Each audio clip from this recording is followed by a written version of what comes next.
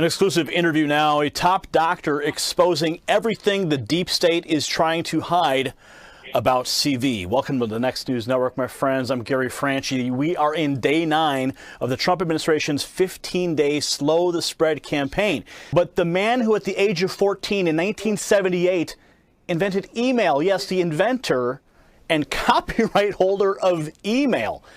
Oh yes, Dr. Shiva, welcome to the Next News Network. Great to be here, Gary. Thanks for having me. You posted something last week that I reported on your tweet, and this is where you said that the CV fear, the fear-mongering by the deep state will go down in history as one of the biggest frauds to manipulate economies, suppress dissent, and push mandated medicine. I've been a student of politics since I was a kid because I grew up in India, which had a caste system. I was considered an untouchable, which is the lowest of the Indian caste system. The medical system we're moving towards is a top-down system, totally controlled by big pharma, big ag, and big vaccine manufacturers.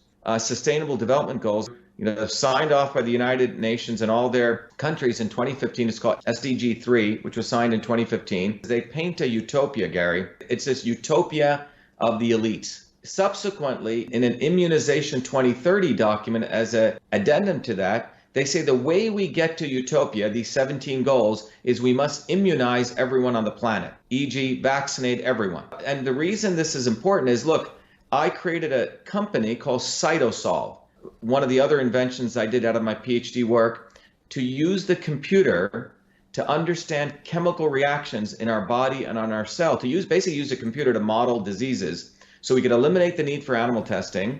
So Cytosolve is this amazing invention which allows me to do in a different way what my grandmother did intuitively, which is to understand the combinations and mixtures of chemicals to figure out medicines from food and natural products faster, cheaper, and safer.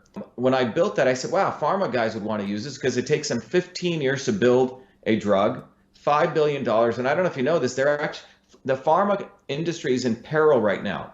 They're not making any money, really any money from pharmaceutical drugs because lots and lots of investment in R&D, and they're getting less and less new drugs allowed by the FDA because of their toxicity. So what pharma companies have moved to is vaccines. The 1986, the Vaccine Court was created. John Kennedy implemented the National Vaccination Act in 1962 under a fake science or an outdated science of the understanding of the immune system. That led to many injuries that took place between 1962 to 1986. In a response to those injuries, another Kennedy, Ted Kennedy, led the creation of the National Vaccine Injury Program, which led to the creation of the vaccine courts, not in the judicial department, but under Health and Human Services, which basically allowed indemnification of vaccine manufacturers so you couldn't sue them, and the maximum liability for death was $250,000, okay?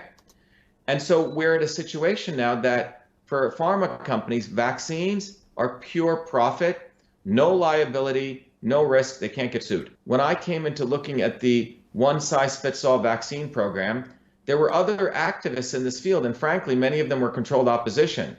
People like Bobby Kennedy was playing a good game saying he's against vaccines. Meanwhile, he endorses Hillary Clinton, who is vaccine queen, okay?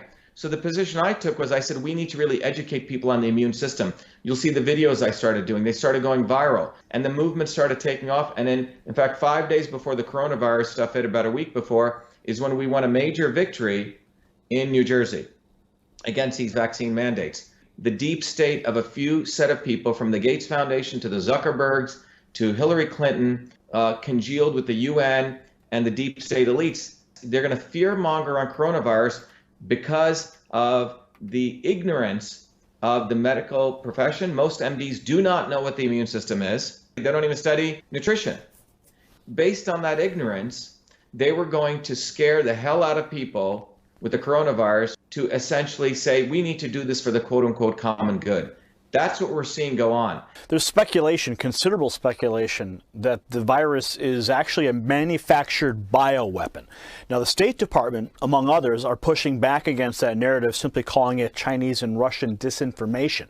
What happens is this kind of virus, if you think about a big ball representing your cell, these little particles land on that cell, and their goal is to get into the cell and use your cell's machinery to replicate themselves.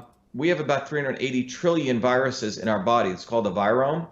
We have about 60 trillion bacteria in our body, and we have about 6 trillion cells, which is what we're made of. Coronavirus is a class of viruses that create flus. These ones create respiratory syndrome. The coronavirus in Wuhan was a different strain than the one that was in Iran versus the one that was in Italy.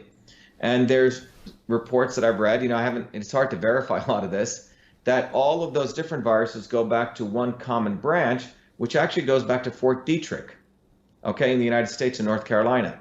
The US deep state sent people over to Wuhan, and that's how it got given in China. This is one theory. Whether it came in or not, my view is that if you believe in the concept of a set of people who don't care about the US national interest or the Chinese national interest or the Indian national interest or Italian, they're more care for their own global interests.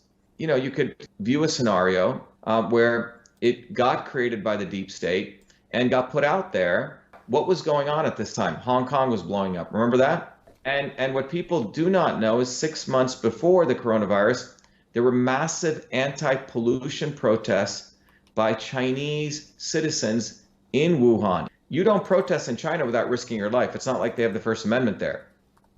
So large numbers of people are taking to the street and protesting, tens of thousands, because the Chinese government was going to build one of the largest incinerator plants there, which was going to just spew out pollution. And the people in China, the everyday people, really care about their health, and there have been pollution protests since 2007, extremely growing, and then you don't hear any news about it. You see Hong Kong completely disappear, serves the globalists. When you're a student of politics and a student of medicine, you start seeing these connections. Of the 30 vaccines recommended by the CDC for young kids, not one of them has been a saline placebo control tested. And in fact, the one that they said they did a test on the HPV Gardasil vaccine, it was a fraudulent test. That doesn't surprise me. So what do you think is going to happen with this vaccine? Do you think they're going to roll it out? Do you think they're going to mandate it like they just passed that law in Denmark? What they're saying is there's this boogeyman called the virus, and you need the vaccine to help you stop that, okay? Boogeyman, savior. Savior's Bill Gates, Clinton Global Initiative, etc., Big Pharma. If you actually understood the immune system, it's laughable. The reality is the immune system has evolved over billions of years. We grew up in bacteria and viruses. We're supposed to play out in dirt. That's how the immune system gets turned on. So what happens is it's people who have immunocompromised immune systems, which means their immune systems are not firing on all cylinders. So imagine you have 3 cylinders, it's only firing on 2. You know what happens? The third cylinder has to take up all the effort, right? Well, that third cylinder in immunology is called cytokines. It fires so hard that it overreacts. And it starts not only attacking the virus surface, but also starts attacking your own tissue. So it's your own body attacks itself because of a weakened and dysfunctional immune system. Well, how do you get a weakened and dysfunctional immune system? Eat sugar all day. Eat a diet that's no longer has any vitamin D and nutrients. And that's why I wrote that letter to the President of the United States. This is really about immune health. This is the fact that we don't get enough vitamin D, we don't get enough vitamin A, we don't get enough vitamin C. I mean, there's other things, but we can focus on those 3 things. In Chad, in African country of Chad and Djibouti, there's only been 1 COVID case and no deaths. Why is that? Well, because people live probably lives that we should probably think about living. They're out in the sun. They're, digging up roots. We may consider these people third world. So the solution is pretty simple. At least get out in the sun. If you can't do that, you got to boost up on vitamin D, vitamin D, vitamin D. We're not getting sun. We're not getting fruits and vegetables. A depleted culture for 25 years. Monsanto, those pesticides affect the gut microbiome, which throw our gut off. And then we're eating high sugars. I mean, it's a recipe for death. But we're not addressing that. We're like hyping up this virus. And what is the result? You have people hiding out in homes, people getting ready to accept fascism, not addressing the fundamental issue, which is immune health. I'm envisioning a time where we're going to see the same thing. Coronavirus vaccine is free for everyone today, right? So that's, I think, a future. Well, it's going to be even more. It's going to even be more unfortunate than that. It'll be, oh, Gary, your driver's license is coming up for renewal. Did you get all your vaccines? You can't travel. Hey, you can't take the train or the bus. Hey, you can't go to the gym. You can't go here. This is where this is headed. A gym will say, well, we can't allow you in here, Gary. You know, we don't want to harm all of our other people, right? Do you remember when, who was it? Michael Jordan played with the flu. People are like, wow, look at Michael. You know, he's playing there with the flu. He's strong, right? This entire thing is a master setup. It's chess move after chess move. And it's brought to you by Anthony Fauci. But now we're learning from the WikiLeaks drops that he is a huge supporter of Hillary Clinton, and somebody you have actually called destructive. Why should we be concerned with the advice that the president is getting from Fauci?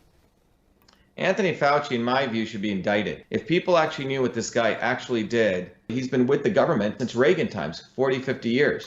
And then Bush and Obama and all the presidents up to here. How did he build his career?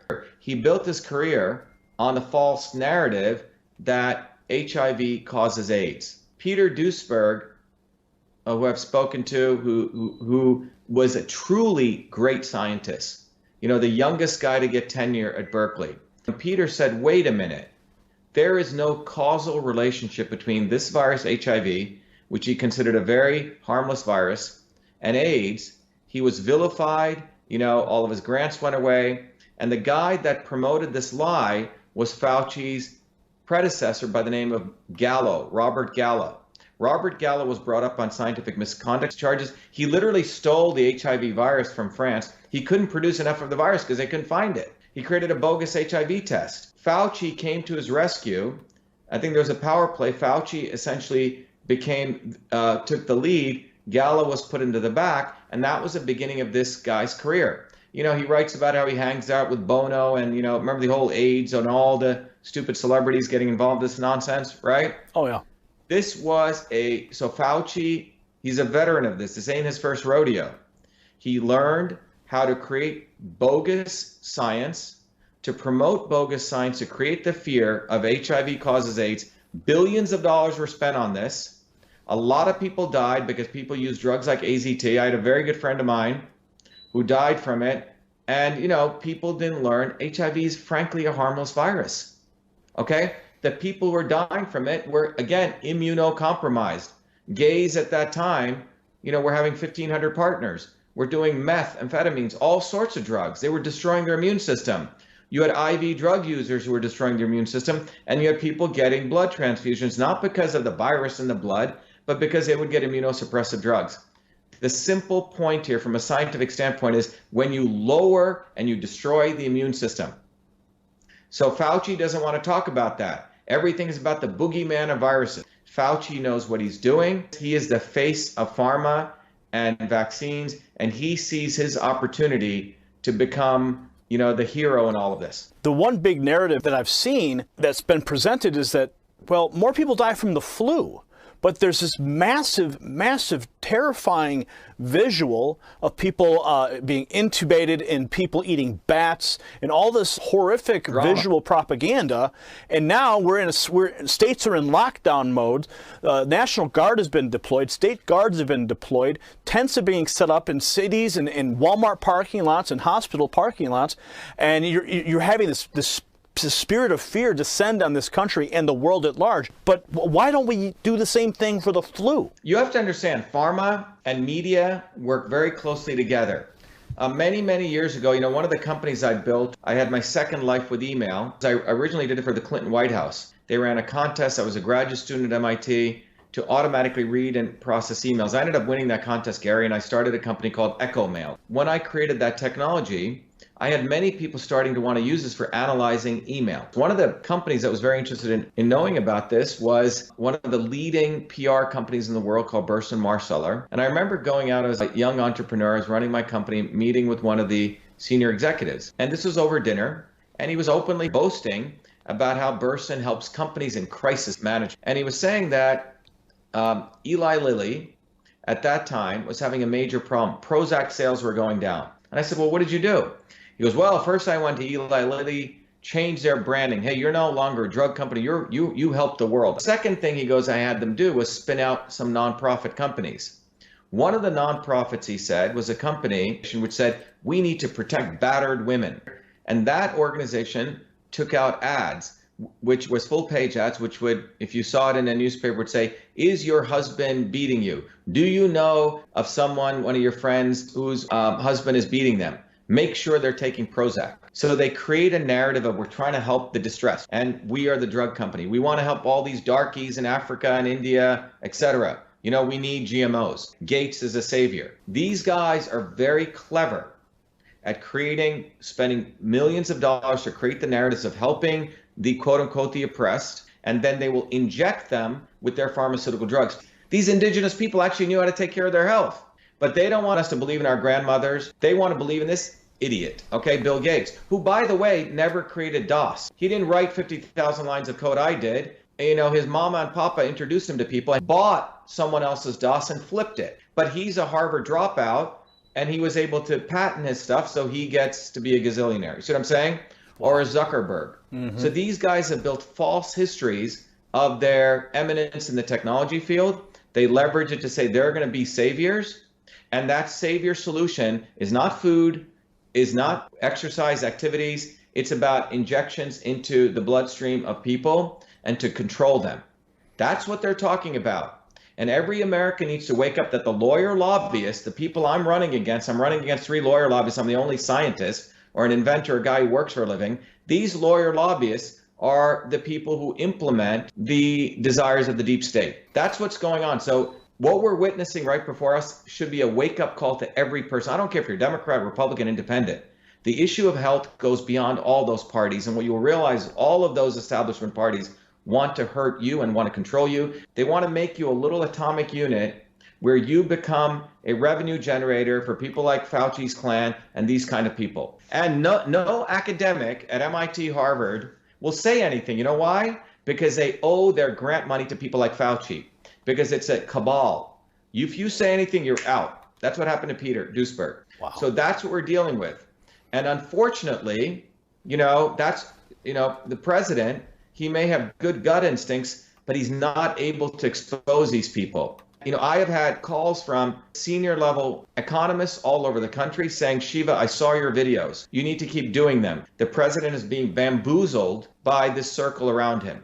And that's why I wrote that letter, Gary. That letter basically lays out in 4 pages very clearly what the problem is, that you have a fake science of the immune system. Here's the real science. And I actually proposed to the president a protocol, which is basically vitamin A, D, C, and some iodine. And I said, let's triage people into 4 groups. Those people COVID, let's put them in one group. Those people are immunocompromised, let's give them this group. Those people who are in critical care, let's give them a particular IV vitamin C. And the third group, who are healthy, let's give them some maintenance dose and get them back to work. That's what we should be doing, not one-size-fit-all medicine. This is treat everyone like they're basically part of the, some deep state party, right? We're just minions. And in fact, in 2003, when I went back to MIT to pursue my PhD, MIT created a new department called biological engineering, which I was one of the first early graduates. And one of the tenets at that time was personalized medicine, the right medicine for the right person at the right time. So people like Fauci aren't even practicing modern medicine. He's practicing outdated fake science medicine. It's criminal. Now, you're currently running for Senate in Massachusetts as a Republican against Ed Markey. Massachusetts is really the epicenter of the deep state. That's what Massachusetts is. It's not Washington, D.C. If you actually take the deep state and you put a microscope, you go to 100x and you go deeper and deeper zoom, then you start seeing the swamp scum. And then if you go deeper, you find out the connective tissue of the swamp scum is a bunch of lawyers and lobbyists. And that swamp scum comes in a 1-mile radius between MIT and Harvard, all of them. Our election for U.S. Senate is no longer a U.S. Senate race for Massachusetts. We have so many volunteers coming from below, a lot of mothers, women, and as well as from outside of Massachusetts, because they see this as an election for truth, freedom, and health. They want one of them fighting for them, a working class kid who worked his butt off. I'm running against 3 potential guys, right? Markey, who's been in Congress for 50 years. People should start asking, what can you make? Can you make a piece of software? Can you build a bridge? Do you know how to fix a nothing. Because they were afraid that I would beat him, they ran another dope, Joe Kennedy. Again, a nice, guy who's a liberal aristocrat. $70,000 private schools for high school, gets into Harvard Law School, gets a nice DA job on the Cape where he can hang out with his family, hang out in the sun. And now he believes this is his inheritance, already has $50 million in inheritance, and God knows how he made that, right? He didn't. Everything I've earned, everything you've earned, most of us earn money for a living, right? These guys have no skills, nothing. And then when they knew that I'd probably beat him, Gary, they decided to run in some other moronic lawyer who's got like 100 Twitter followers in the GOP establishment.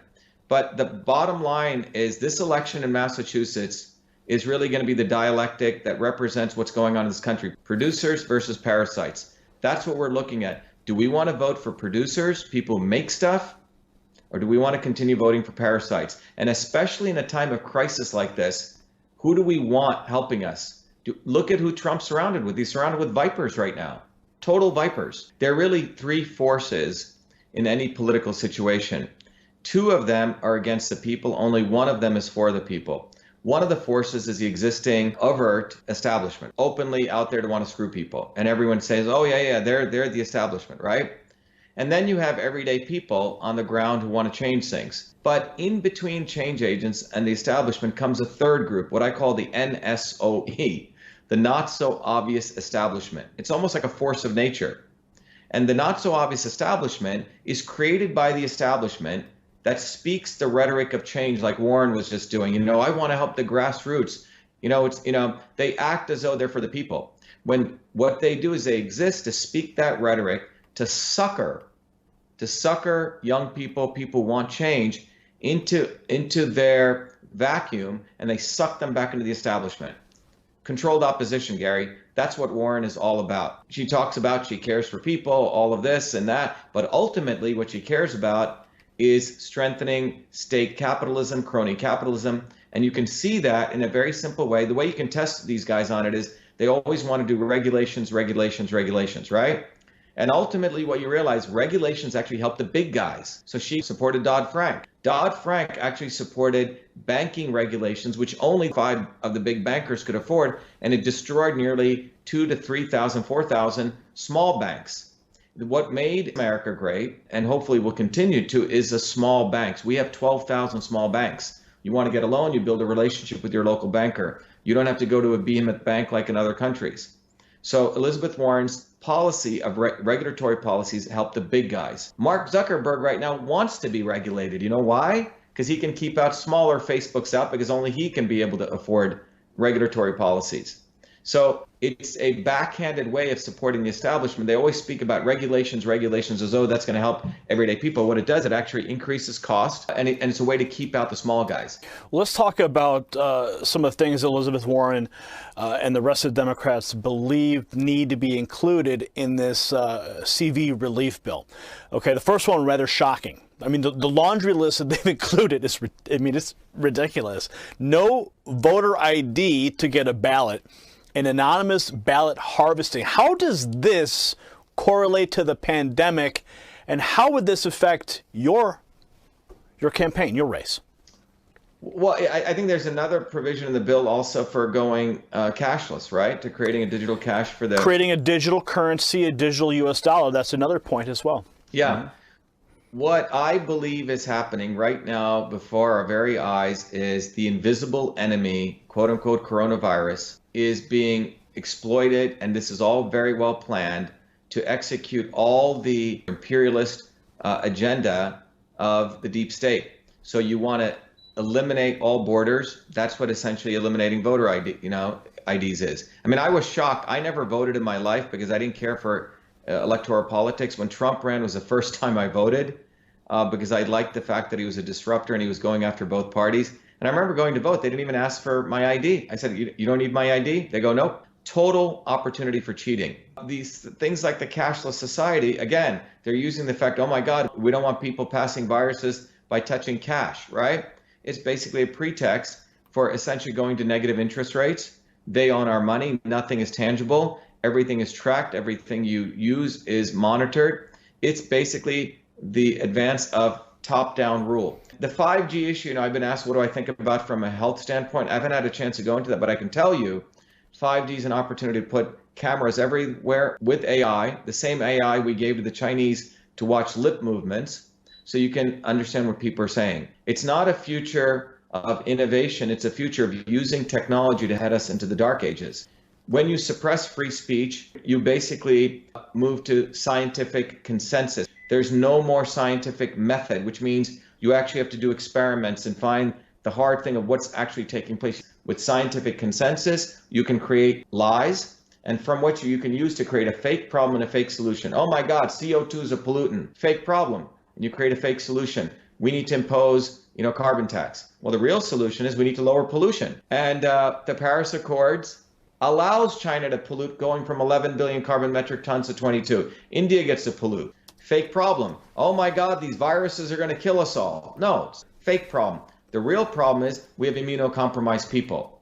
The real solution is how do we beef up the immune health of people? Well, that means we have to attack corruption, because these corrupt lawyer lobbies politicians are the ones who destroyed our air, water, and food. So they don't want to talk about that. They rather move this thing to control you, quarantine you, vaccinate you. This is a black and white choice. Do you want truth, freedom, and health, or do you want power, profit, and control? That's where we're at. And a lawyer and a lobbyist is not going to deliver that. I know that this interview is going to go viral, much like a lot of your other work has, because we've touched on so many points here that are critical to this very moment in American history. I mean, we've been going on for, I think, over 80 minutes now. This was supposed to be a 30-minute interview, but I'm really happy that we were able to give you a platform here to present these ideas. We're going to make this thing viral. Everyone watching right now, please make sure you go to the website. It's on the screen, shivaforsenate.com. Dr. Shiva, before we go, do you have any final thoughts? If people want to understand everything I've talked about it and to keep it simple, if you can take a piece of paper and draw a triangle, on the bottom left, put a little ball there and put freedom. On the top of it, put truth. And the bottom right, if you put health. Now, all of these things are connected. So let me explain. It is from freedom that we can unravel truth. And it is from truth we can figure out the health for our bodies, our infrastructure, our society. And it's only when we're healthy do we have the warrior spirit to go fight for our freedom. People who make something, who create something, have skills, they're really our future, because they get that climate change was a CO2 hoax. Friends watching right now, I want you to hit the links below. And if this interview inspired you, I want you to consider sharing it right now across all of your social networks. As always, we will continue the discussion in the comment section below, and that's where we'll see you next time. For the Next News Network and Dr. Shiva, I'm Gary Franchi.